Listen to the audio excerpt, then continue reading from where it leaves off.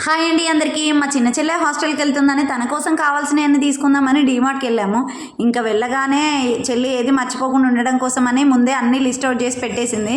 ఇంకా మా బాబు కింద అస్సలు ఆగట్లేదు, అన్నీ పీకేస్తున్నా అనేసి వాడిని ట్రాలీలో కూర్చోబెడితే అక్కడ కూడా వాడు అస్సలు ఖాళీ కూర్చోవట్లేదు. ఇంకా అన్నీ తీసుకున్నాము, కానీ మా పెద్ద చెల్లె కూడా డీమార్ట్కి వస్తా అని చెప్పింది. ఇంకా ఆమెను వదిలేసి రావడం వల్ల చాలా ఫీల్ అయింది, చాలా కోపంగా ఉంది. ఇంకా నాకు ఇప్పటికీ అది తలుచుకుంటే నవ్వొస్తుంది.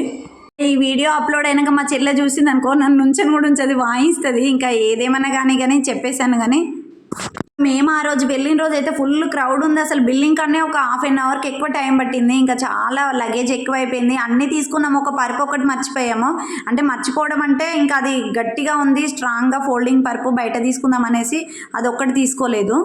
అదేంటో ఎప్పుడు డీమార్ట్ పోయినా నాకు కావాల్సినవి తప్ప మిగిలినవి అన్నీ కొనుక్కోవాలనిపిస్తుంది. నాకు ఆ స్టీల్ డబ్బాలు, ప్లాస్టిక్ డబ్బాలు అంటే తెగ ఇష్టము. ఇంకా వీటిని తీసుకుందాం అనుకున్నా తీసుకోలేదు. లాస్ట్లో బిల్ ఎంత అయిందో కామెంట్